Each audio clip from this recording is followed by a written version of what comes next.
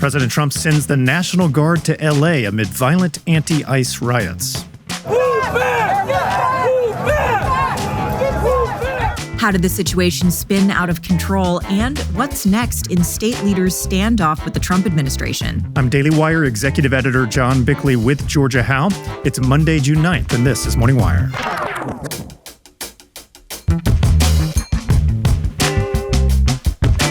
I'm not thinking about it. I just wish you well. The fallout from the Trump-Musk feud continues as Trump tells the Tesla CEO to stay out of the midterms.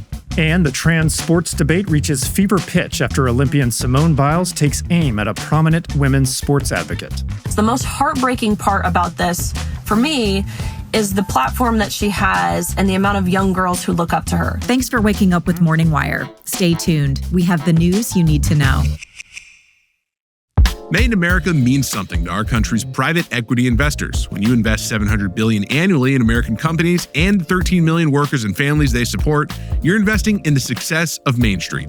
Over the last 8 years alone, America's private equity investors have contributed $5 trillion to the U.S. economy. That's money powering growth in manufacturing, tech, energy, and innovation. From strengthening supply chains to helping America lead in artificial intelligence, that kind of investment shapes our future. And it starts with private equity backing American ambition, because investing in our people, our businesses, and our communities isn't just good for the economy, it's good for the country. Learn more about how private equity keeps America's small businesses growing and thriving at investmentcouncil.org. Paid for by the American Investment Council.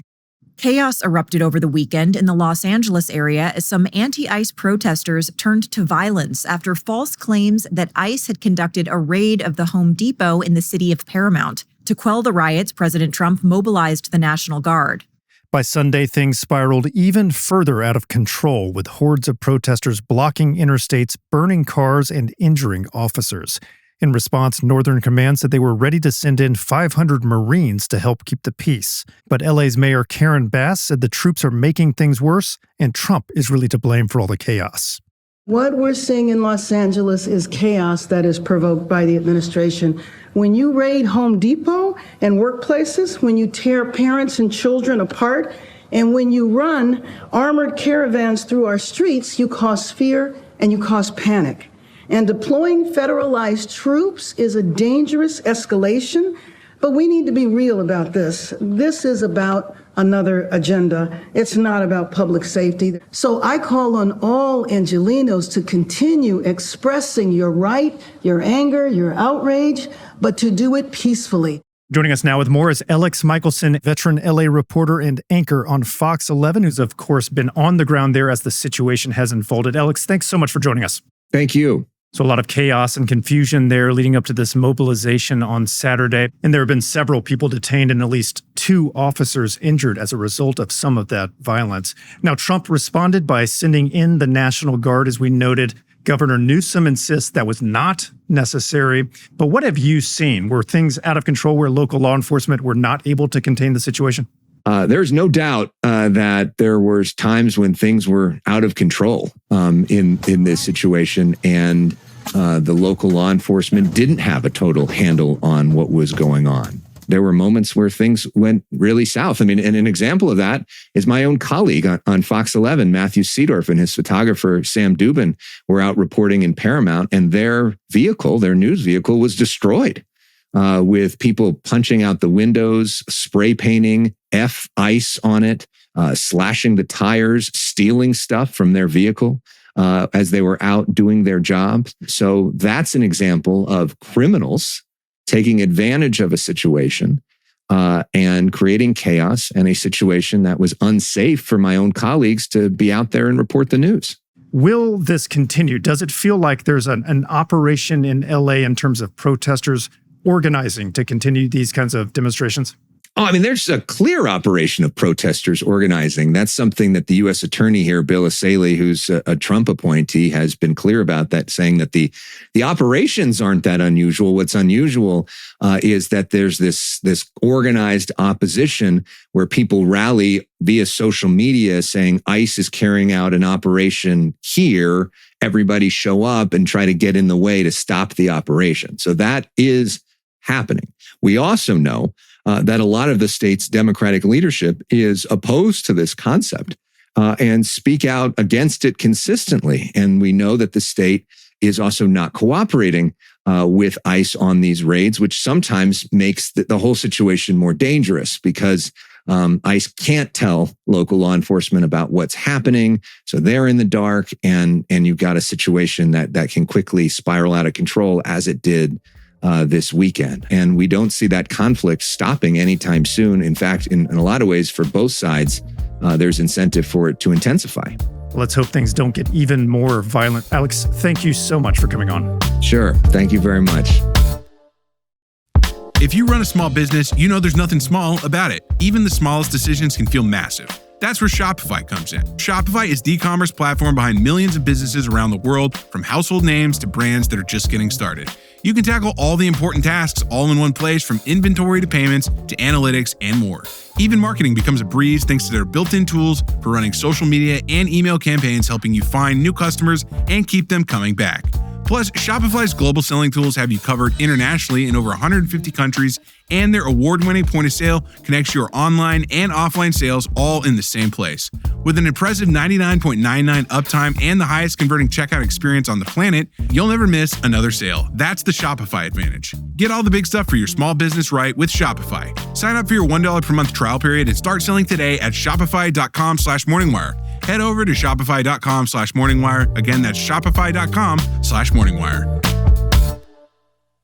After their public falling out, President Trump is warning Elon Musk to stay out of the midterm elections as he pushes forward on the passage of his signature budget bill. Daily Wire senior editor Cabot Phillips is here with more. Hey, Cabot. So let's start with the social media feud heard around the world. Tim and I talked about this briefly last week, trying to just kind of keep up with what happened. More has taken place over the weekend. Catch us up to speed. Well, Musk, who once said he, quote, loved Trump as much as a straight man can love another man, that's a real quote, continued to slam President Trump over the weekend. He tweeted Friday that he would, quote, apologize profusely as soon as there is a full dump of the Epstein files. Remember, he said that Trump was implicated there. Trump responded by calling him, quote, the man who has lost his mind. Some reports even said the president asked his aides if the outburst could be related to alleged drug use on Musk's part. But for the most part, Trump largely stayed out of it over the weekend. Multiple times, his quotes regarding Musk sounded more like a disappointed father than a betrayed ally. Musk did delete a number of the tweets going after Trump, including the one accusing him of being on the so-called Epstein list. But now he's floating an idea that could anger Trump and the White House even more. Writing on X, the billionaire asks his followers if it was, quote, time to create a new political party in America that actually represents the 80% in the middle. When his audience responded favorably, Musk said it was, quote, fate, and that he would name it the America Party. Now, it's easy to think that Musk is just joking around here, but this is a man who spent nearly $300 million on the 2024 race. So if he did launch this third party, he could have an enormous impact on the midterms. And that has gotten Trump's attention. Speaking to ABC about Musk, the president said, quote, he'll have to pay very serious consequences if he funds challenges against Republicans in 2026. So what happens next with this relationship? Yeah, according to numerous reports, top advisors for the two men have been in communication all weekend, trying to keep things from escalating further and shore things up between the two. For his part, though, President Trump said there was, quote, no reason to repair the relationship, which he said he, quote, assumed was over. But look, the reality is this is a man who has made amends with more than a few enemies. His own vice president once compared him to Hitler. So all hope is not lost for the Trump-Musk romance. So you're saying there is a chance. Now, while this feud was still getting a lot of attention over the weekend, the White House is actually directing their attention to something else, immigration, the economy. What are they focused on? Right. Despite all the action on social media, it was really business as usual for the administration. Their main focus was the anti-ICE riots you just discussed with Alex. President Trump said on the campaign trail that he would not allow the wide-scale civil unrest we saw under President Biden, specifically with the BLM riots. And he is now clamping down hard, not just deploying the National Guard, but threatening to even mobilize Marines who've been stationed nearby. In a Truth Social post, Trump said, quote, these radical left protests by instigators and often paid troublemakers will not be tolerated. Also, from now on, masks will not be allowed to be worn at protests. What do these people have to hide and why? And finally, the White House got more good news on the economic front.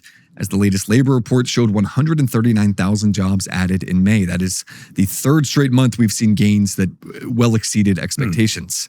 And importantly, if you look at where those jobs are coming from, all net job growth came from the private sector. Since Trump took office now, 99.8% of new jobs have been in the private sector. For context, 1 in 4 jobs created under the Biden administration were in government. A massive shift toward the private sector under the Trump administration. Cabot, thanks so much for reporting. Absolutely. An online debate erupted over the weekend between Olympic gymnast Simone Biles and former NCAA swimmer Riley Gaines. The issue, transgender athletes in women's sports. Daily Wire reporter Amanda Prestigiacomo joins us now with the details. So Amanda, first, what sparked this very viral feud between Biles and Gaines? Yeah, so the controversy began when Riley Gaines, who's an advocate for women's sports, she commented on a social media post from the Minnesota State High School League. Now, that post celebrated Champlain Park High School's girls softball state championship win.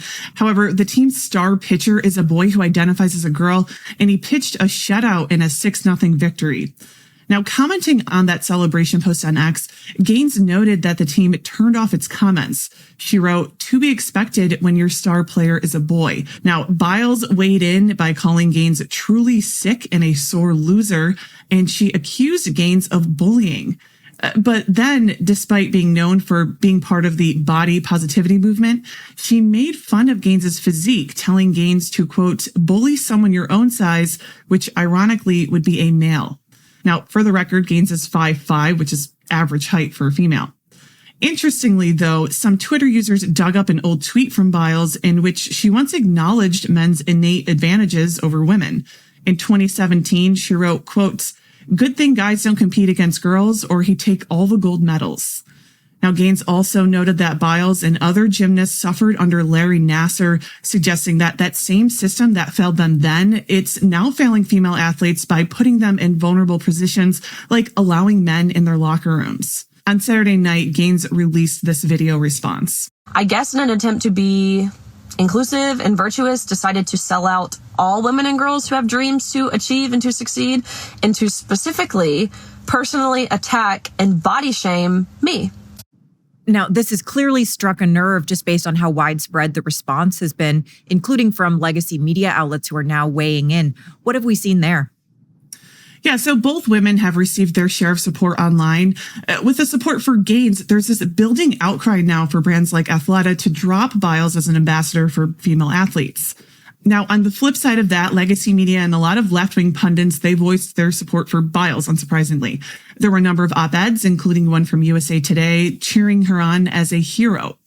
But if you take a step back from social media, you can see that this issue really is a tough spot for Democrats. While the issue is important to a portion of their base, it's a political loser for them. By all polling, the American people, even in liberal states, they overwhelmingly support Gaines here. They want female sports protected. A February 2025 New York Times Ipsos poll, for example, found that about 80% of respondents felt that biological males should not be allowed to compete in women's sports.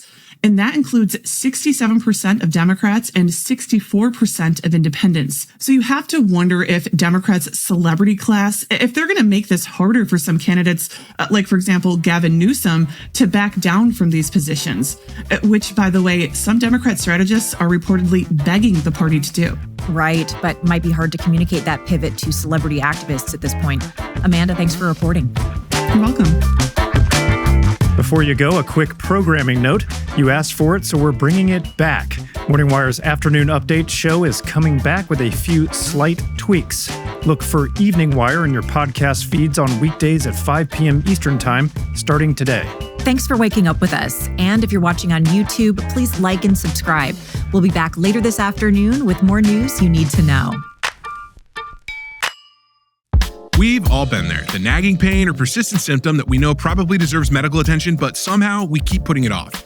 I'm too busy right now with deadlines at work. Or perhaps you convince yourself it'll heal on its own if I just give it more time. And when you finally admit you should see someone, there's that familiar roadblock.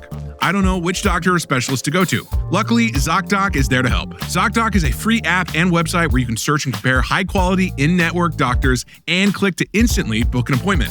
Finding the right doctor shouldn't be another hurdle in your healthcare journey. They connect you with over 100,000 doctors across every specialty. And you can easily filter for physicians who accept your insurance, practice near you, specialize in your specific needs, and come highly recommended by verified patients. From mental health to dental care, primary care to urgent treatment, quality healthcare that fits your life is just a few clicks away. Stop putting off those doctor appointments and go to ZocDoc.com/wire to find and instantly book a top-rated doctor today. That's ZocDoc.com/wire. ZocDoc.com/wire.